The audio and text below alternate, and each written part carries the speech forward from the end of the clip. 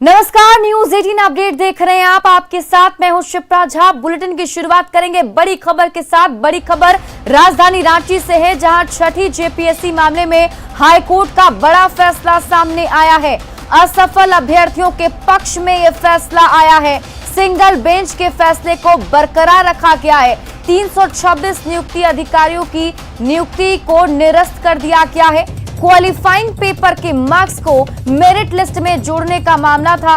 प्रार्थी प्रदीप राम व अन्य मामले में हाईकोर्ट का फैसला सामने आया है। कोर्ट ने क्वालिफाइंग पेपर के मार्क्स को मेरिट लिस्ट में जोड़ने को गलत माना है।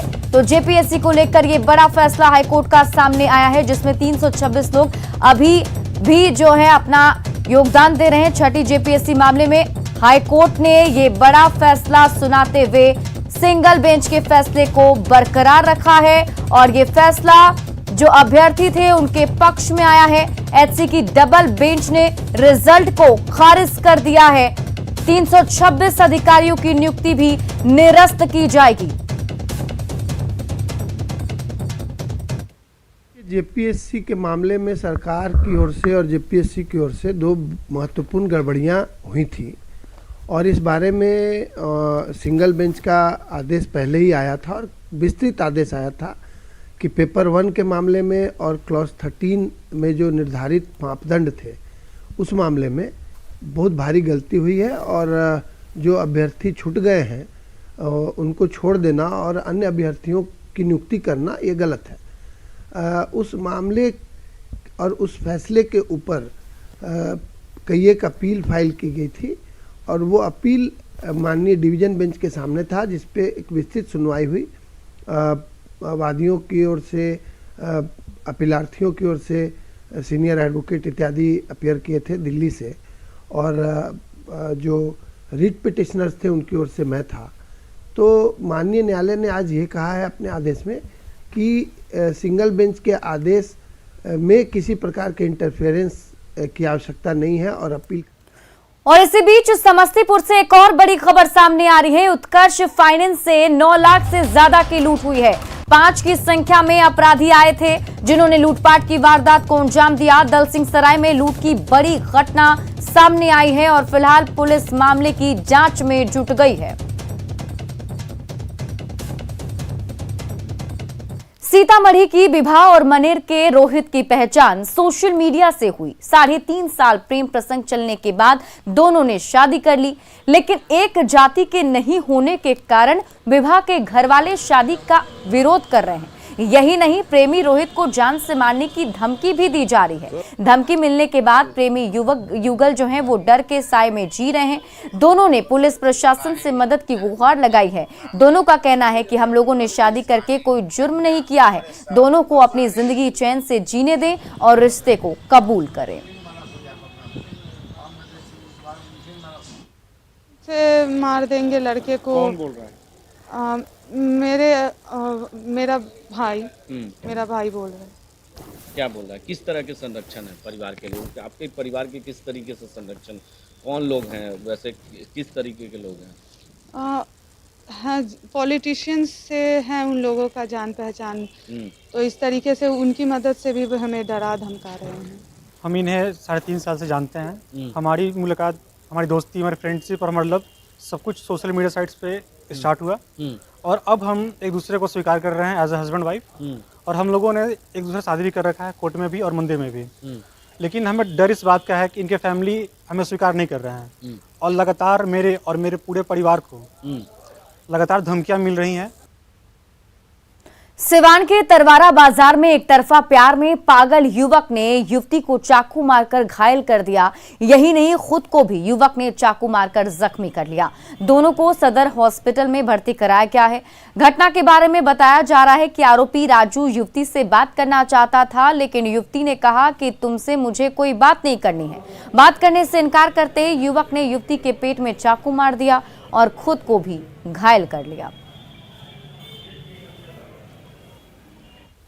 वो हमसे बोल रहा था, मतलब हमसे बोलो, मैंने दोस्ती आपसे करना चाहता था। हाँ। वो अच्छा, फिर हम नहीं चाहते थे उसको। अच्छा, वही बुराई किया। तो उसी पे चाकू मार दिया आपको? हाँ। चाकू कहाँ मारा है? पेट में? हाँ और हाथ में भी लगा है। हाँ हाँ फोन किया था हाँ। तो बोल रहे थे कि मतलब हमसे बात करो करो सब। हम बोले कि नहीं हम तुमको नहीं मतलब ऐसे कर रहे हैं, हम नहीं बात करेंगे आपसे। भागलपुर के नाथनगर रेलवे स्टेशन पर सुरक्षा व्यवस्था भगवान भरोसे है। स्टेशन परिसर में ना तो सीसीटीवी कैमरा है, ना ही यात्रियों की सुरक्षा के लिए पुलिस बल की तैनाती। 2 आरपीएफ जवान के भरोसे पूरे रेलवे स्टेशन की सुरक्षा व्यवस्था है। पिछले दिनों नाथनगर में रेलवे ट्रैक पर बम धमाके हुए थे, बावजूद इसके सुरक्षा को लेकर लापरवाही बरती जा रही है। ऐसे में नाथनगर स्टेशन पर आने वाले यात्रियों में भय का माहौल बना रहता है। वैशाली के लालगंज प्रखंड में मुखिया गायत्री देवी और लाभुक प्रियंका कुमारी ने पीएम का संवाद सुना। उनसे बात की हमारी वैशाली संवाददाता प्रफुल्ल कुमार ने। और हमारे सभी देश के प्रधानमंत्री नरेंद्र मोदी ने बिहार के 5 पंचायत के मुखिया और पीएम आवास योजना के जो लाभुक है उनसे सीधा संवाद किया है। अभी मैं लालगंज प्रखंड कार्यालय में खड़ा हूं और लालगंज प्रखंड कार्यालय ये लालगंज पूरनटार पंचायत के मुखिया और लाभुक जो है उनसे पीएम ने सीधी बात की और सीधा संवाद जो है वो प्रधानमंत्री का इनसे हुआ। तो हम जानना चाहेंगे मुखिया से कि क्या कुछ प्रधानमंत्री से आप संवाद किए तो कैसा लगा और अब क्या कुछ आप आगे का सोच रही हैं? बहुत अच्छा लगा कि प्रधानमंत्री जी से उनका सुन के बहुत अच्छा लगा। आगे इस पर करेंगे काम, अपना पंचायत को स्वच्छ रखेंगे और उसके बाद अपना आवास वाला काम चल रहा है, मनरेगा वाला काम चल रहा है। हम अपने स्वच्छ पंचायत के स्वच्छ पर भरपूर ध्यान देंगे। अच्छा, प्रधानमंत्री से बात की तो बहुत संतुष्ट, हाँ बहुत अच्छा लगा हमको, बहुत संतुष्ट हुआ। हम अपने पंचायत पर भरपूर ध्यान देंगे, अपना स्वच्छता पर ध्यान देंगे पंचायत के। अच्छा, अभी मतलब काम जो हुआ है वो अच्छा हो रहा है? बहुत अच्छा हो रहा है, पंचायत का काम बहुत अच्छा हो रहा है। आप पीएम आवास योजना है उसकी लाभुक हैं, क्या कुछ आपको इस योजना से लाभ मिला है, उसको कैसा लगा आपको और प्रधानमंत्री से बात करके कैसा लगा आपको? अच्छा लग रहा है। योजना का लाभ मिला है आपको? अच्छा, पहले नहीं था आपके पास घर में? नहीं, पहले नहीं था। तो ये किसके बदौलत सफल हो पाया है, किसके कारण हो पाया? मुखिया जी की बदौलत। मुखिया जी की बदौलत संभव हुआ। अभी पीएम से संवाद करके कैसा लगा? अच्छा लगा है। अच्छा लगा है। क्या नाम है आपका? प्रियंका देवी। प्रियंका देवी। तो ये पूरनटार पंचायत की मुखिया थी और उनके साथ जो थे वो लाभुक था। इन लोगों का ये स्पष्ट मानना है कि जब से पीएम मोदी से जब सीधा संवाद हुआ है उसके बाद से इनका हौसला और उत्साह जो है वो काफ़ी बढ़ गया और ये अपनी पंचायत में विकास की जो रफ्तार है वो और तेज करेंगे। प्रफुल्ल कुमार, न्यूज़ 18, हाजीपुर। अब आपको पटना के एक स्कूल का नजारा दिखाते हैं। स्कूल ऐसा है जहां बच्चे गंदगी और दलदल के बीच पढ़ाई करने को मजबूर हैं। प्राथमिक मध्य विद्यालय गोविंदपुर मुसहरी में क्लास तक जाने के लिए रास्ता भी नहीं है। बच्चे और शिक्षक शौचालय तक नहीं जा पाते और ना ही पीने के पानी का इंतजाम है। स्कूल में तैनात 3 शिक्षकों में से 2 की ड्यूटी मैट्रिक की परीक्षा में लगी है। ऐसे में सवाल यह है कि बच्चों की पढ़ाई कैसे होगी। राजधानी के एक ऐसे सरकारी स्कूल की आपको तस्वीर दिखाने जा रहे हैं जहां पढ़ना और पढ़ाना मानो किसी बीमारी को आमंत्रण देने के बराबर है। प्राथमिक विद्यालय गोविंदपुर मुसहरी में हम मौजूद हैं और देखिए दोपहर के 1 बज रहे हैं। स्कूल में ताला बंद है, एचएम मौजूद हैं लेकिन बाकी टीचर नहीं है। टीचर कहाँ हैं वो भी आपको हम बताएंगे, लेकिन जरा तस्वीर देखिए। ये स्कूल है लेकिन किसी नरक से कम नहीं है। कहने के लिए शिक्षा का मंदिर है जहां बच्चों का भविष्य, नौनिहालों का भविष्य जो है तैयार होता है, भविष्य बनाया जाता है। लेकिन भविष्य बनाए तो कैसे बनाए, ये स्थिति है। चारों तरफ जल जमाव, गंदगी और कचरे का अंबार, और इस बीच जो स्कूल है वो चलता है। लेकिन आज स्कूल बंद है, एचएम यहाँ मौजूद हैं, वो भी हम दिखाएंगे। बीच में देखिए ये रसोई घर है और चारों तरफ गंदगी ही गंदगी है, जल जमाव है, कीचड़ है। मेरी मजबूरी है। कितने बच्चे हैं आपके स्कूल में? मेरे पास 104 बच्चों का एडमिशन है, लेकिन 60, 70, 80 बच्चे जरूर होते हैं। ये बच्चे जब आते होंगे तो नाक पर रुमाल डालकर ही आप पढ़ाते होंगे, बच्चे बैठते होंगे? यहाँ के बच्चे एडजस्ट हैं इसी माहौल में, क्योंकि गार्जियन भी इसी बीच में जीते हैं और उनका रहन सहन भी यही है, इसलिए इसको वो इग्नोर नहीं करते हैं। आप लोग भी तो नरक में ही पढ़ा रही है ना? सर मेरी तो लाचारी है, मेरी भी नौकरी है। हाँ। तो हमको तो इसी के बीच में काम तो ये विडंबना है। देखिए एचएम जो है बता रही है कि यहाँ 3 टीचर हैं जिसमें 2 टीचर जो है मैट्रिक की परीक्षा में गार्डिंग में है और एक एचएम जो है ये स्कूल आती हैं, ताला खोलती हैं, लेकिन अचानक कोई ऑफिशियल काम हो जाता है, फिर से बच्चों की छुट्टी करा दी जाती है। तो ये स्थिति है, ना तो टीचर है यहाँ पर और ना ही साफ सफाई है, ना ही पेयजल है और ना ही शौचालय है। सवाल ये उठता है कि राजधानी पटना का ये स्कूल है और इसकी तस्वीर जब ऐसी है तो बाकी स्कूलों की तस्वीर कैसी होगी। सवाल सरकार से भी है, सवाल जिले के अधिकारियों से भी है कि आखिर स्कूल पर आपका ध्यान क्यों नहीं जा रहा है, चिराग तले अंधेरा क्यों है। कैमरामैन मनीष जुनेजा के साथ रजनीश कुमार, न्यूज़ 18 पटना। जहानाबाद में दरधा नदी पर नया पुल बनकर तैयार है और जल्द ही इसे आम जनता को समर्पित कर दिया जाएगा। डीएम के कड़े रुख के बाद पुल निर्माण में तेजी आई और 15 मार्च से पुल पर आवागमन चालू हो जाएगा। नए पुल के चालू होने से शहर को जाम से लोगों को निजात मिलेगी। 6 करोड़ की लागत से बने पुल से लोगों में खुशी है। हम अभी खड़े हैं जहानाबाद के ठीक बीच में। एक साइड में जहानाबाद का स्टेशन एरिया है तो दूसरे साइड में जहानाबाद का कोर्ट एरिया। दोनों को डिवाइड करने वाली ये नदी है दरधा नदी। यहाँ पर 6 करोड़ रुपए की लागत से ये पुल का निर्माण हो चुका है। इसके नहीं होने से उस पुल से आवागमन करना पड़ता था और लगातार जाम की समस्या बनी रहती थी। अब पुल तो बन चुका है लेकिन अभी इसके लिए थोड़ा विलम्ब है। 15 मार्च से इसका उद्घाटन होगा जैसा कि डीएम ने बताया है। संपर्क पथ लगभग पूरा हो चुका है और कब शुरू होगा, इससे क्या फ़ायदा हो, कुछ लोगों से बात करते हैं। हमारे साथ स्कूल में पढ़ने वाली कुछ लड़कियां हैं, बताइए क्या फ़ायदा होगा इससे। ये हम लोग को बहुत दिक्कत होता था, इससे बनने से बहुत फ़ायदा हो रहा है। चलने फिरने में थोड़ा ठीक है। जाम की समस्या बहुत जाम रहता था रोड और अब ठीक है इस पुल बनने से थोड़ा। कुछ और लोग हैं जिनसे बात करते हैं। क्या नाम हुआ? अभिराम चंद्र। अभिराम जी, अच्छा अभिराम जी, क्या समस्या रहती है इस पुल से? अब क्या लगता है इससे क्या फायदा होगा? बहुत परमानंद की अनुभूति हो रही है। अच्छा, अभी तक चालू क्यों नहीं हुआ है? तो वो तो जर्जर है, अभी तक इसमें रुकावट था, बना नहीं था, तो कैसे चालू हो भाई? हाँ, सहूलियत तो हो गई है शहरवासियों को। कम से कम देखिए ये जो बगल वाले पुल है उसमें लोग जा रहे हैं तो पैदल चलने वालों के लिए बहुत दिक्कत होती थी। तो अभी हम लोग पैदल आराम से जा रहे हैं। पीछे से हम लोग पैदल चलते तो डर लगा रहता था कि आगे पीछे से गाड़ी आके ना धक्का लग जाए। तो अभी हम लोग बहुत आराम से कम पुल क्रॉस कर रहे हैं और हमारी समय की भी बचत है। स्वाभाविक है कि इससे जहानाबाद शहर के लोगों को फायदा होगा। राजीव रंजन विमल, न्यूज़ 18 जहानाबाद। न्यूज़ 18 की खबर का बड़ा असर हुआ है अटल पथ पर। लोहे की लगातार हो रही चोरी से जुड़ी खबर न्यूज़ 18 पर दिखाए जाने के बाद पटना जिला प्रशासन सजग हुआ है। अटल पथ पर चोरी हुई उन तमाम स्थानों पर लोहे के रड लगाए जा रहे हैं, जिसका जायजा लिया संवाददाता अमित कुमार ने। पिछले कुछ दिनों से लगातार अटल पथ पर लगे जो लोहे के बैरिकेडिंग है उसे असामाजिक तत्वों के द्वारा काटा जा रहा था, काट करके बेच दिया जाता था।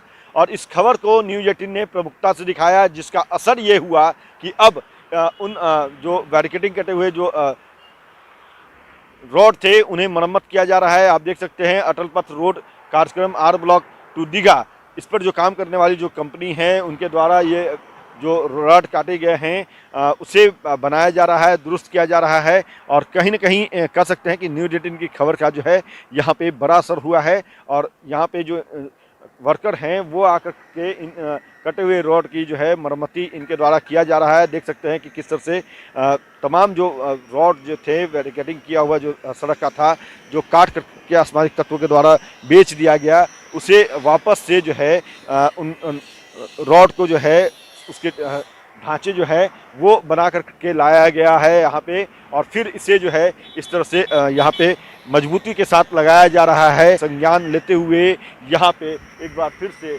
इन कटे हुए जो बैरिकेडिंग थे उसे बनाने का, लगाने का काम जो है वो किया जा रहा है। अमित कुमार, न्यूज़ 18 पटना। पटना में 25 फरवरी से एक बार फिर नगर निगम के चतुर्थ वर्गीय कर्मचारी अपनी वेतन वृद्धि और स्थायीकरण की मांग को लेकर फिर से हड़ताल पर जाएंगे। निगम कर्मचारी संघ के अध्यक्ष नंदकिशोर दास ने हड़ताल पर जाने की घोषणा कर दी है।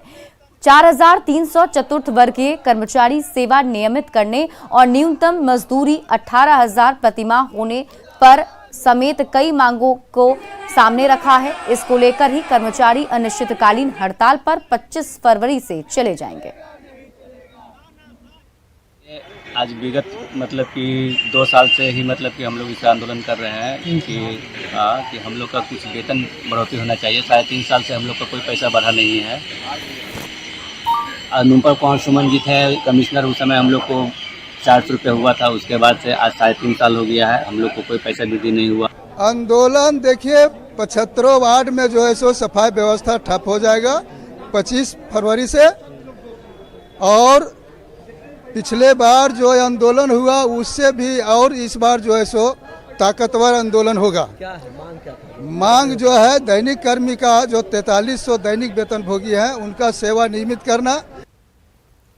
गुमला जिला के चैनपुर प्रखंड में झारखंड ऊर्जा संचार में आरएस इंफ्रा प्रोजेक्ट लिमिटेड द्वारा बिजली टावर इरेक्शन का कार्य चल रहा है, जिसे मजदूर नहीं मिलने के कारण काम को बंद करना पड़ा। दरअसल काम कर रहे मजदूरों सहित कार्य कर रहे इंचार्जों को भी कंपनी द्वारा पैसे भुगतान नहीं हो रहे हैं, जिससे वहां काम कर रहे मजदूरों सहित कर्मचारी तंगहाली में आ गए हैं। टावर इरेक्शन का काम सितंबर 2021 से चल रहा है और 40% काम पूरा हो चुका है, लेकिन पिछले 6 महीने से मजदूरों को कंपनी की ओर से सैलरी नहीं दी जा रही है। ठीक, धर्मेंद्र कंस्ट्रक्शन के नाम से हमारा वो चल रहा है। उसके बाद हम लोग को बोलते हैं कि 5 तारीख को मिलेगा, 10 तारीख को मिलेगा, 15 तारीख को पेमेंट मिलेगा। हम लोग पहले तो 35-40 लोग थे, धीरे धीरे करके कि भाई कंपनी पेमेंट नहीं कर रही तो आदमी धीरे धीरे करके भागते चला गया हमारा। वही इरेक्शन का काम करते थे सर, पेमेंट नहीं मिलने का आज 6 महीना से हम लोग को पेमेंट नहीं मिला है, और वही पेमेंट नहीं मिलने का खाने पीने का समस्या काफ़ी है। मैंने घर का बीवी बच्चा का समस्या काफ़ी है। बच्चे लोग के साथ मैंने हम लोग तो कष्ट झेल रहे हैं, मगर मेरे साथ साथ बच्चे लोग घर में माँ बाप है, वो लोग भी परेशानी भूखा है। अब उसमें मजदूर परेशान हैं, उनके साथ हम भी परेशान हैं। मैंने मैनेजमेंट को सूचना दे दिया है, अभी तो कोई अस्थायी समाधान नहीं निकल के नहीं आया। गोड्डा के बोआरी जोर प्रखंड अंतर्गत कुसुम घाटी पंचायत के दक्षिणी डहुआ आंगनवाड़ी केंद्र में अब से 3 बार हुआ सेविका का चयन प्रक्रिया निरस्त हो चुका है। स्थानीय ग्रामीणों ने पुरजोर विरोध करते हुए कहा कि बाल विकास परियोजना पदाधिकारी ने गलत रूप से जाति बहुलता जनगणना की रिपोर्ट दर्शाने के कारण आंगनवाड़ी सेविका बार चयन प्रक्रिया स्थगित हो जाता है।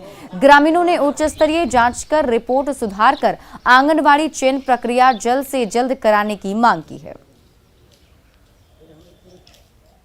स्थगित कर दिया गया, जिसके मैंने यहाँ ओबीसी की बहुलता अधिक होने और बार बार गलत दर्शाने के कारण जनसंख्या को फिर से यहाँ निरस्त कर गया है। अच्छा, इस विभाग में बार बार चुनाव होता है, बार बार निरस्त होता है, तो इस मामले पर आप क्या कहेंगे? इस मामले में यही कहेंगे कि यहाँ की जो आंगनबाड़ी का सेविका है और सुपरवाइजर गलत रिपोर्ट देती है बार बार।